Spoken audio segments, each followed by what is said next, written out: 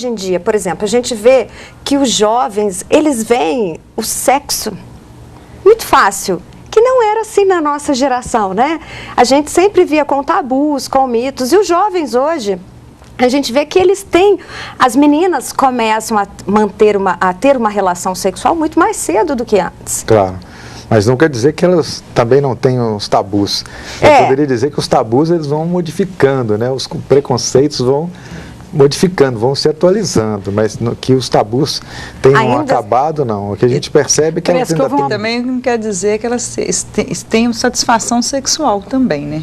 Mas a gente vê isso, né? Que cada vez mais as meninas, assim, os homens ainda mantêm, por exemplo, por volta de 15 anos que eles têm a primeira relação, não é isso? E as meninas antes, cada vez mais cedo. Cada vez mais cedo. Antes era com 22, agora parece que já é com 15 também, 16 anos. Uhum. Isso antecipou? Como é que...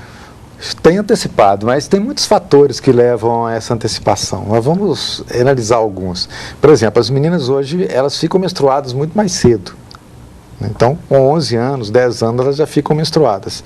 Então, quando elas chegam aos 16 anos, já tem 6 anos que elas estão tendo ciclos regulares e que os hormônios já estão à flor da pele.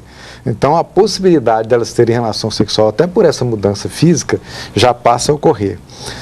A sociedade é muito mais permissiva, é muito mais liberal. Elas têm contato, elas sabem o que é o sexo, como faz o sexo, a oportunidade de fazer o sexo ocorre muito mais cedo, né? Então, a possibilidade de haver a sexualidade mais cedo é maior. Agora, o que a gente pode questionar é o seguinte, mas isso é ruim elas terem... É isso que eu quis saber, as repercussões dessa sexualidade tão cedo num corpo menino, né, e numa estrutura psíquica tão imatura, né? O que isso pode acarretar para essa pessoa que começa essa atividade sexual ainda cedo, menino, vamos dizer assim, né? No meu ponto de vista, quando a gente fala de sexualidade, sempre a gente tem que relativizar tudo. Não que a gente pode ser muito fechado nos nossos conceitos, não.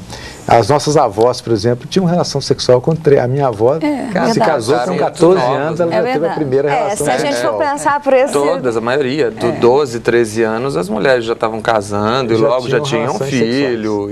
E não se questionava o fato delas terem relação Mas sexual. Às vezes até brincavam de boneca, né? Brincavam de boneca e tinham relações sexuais. Agora, o que mudou é que o que se espera do adolescente hoje é diferente daquilo que se esperava de uma adolescente naquela época. Hoje em dia, o que se espera de um adolescente é que ela faça uma carreira, em que ela fique adulta, em que ela procure se conhecer, se tornar consciente da vida e que ela não engravide muito cedo para ela não abortar essas etapas que a sociedade criou para ela. Nós criamos a sociedade, né? Cada vez nós criamos etapas que fazem com que a adolescência se prolongue mais. Então, atualmente, as pessoas já pensam que a hora melhor para engravidar é depois dos 35 anos.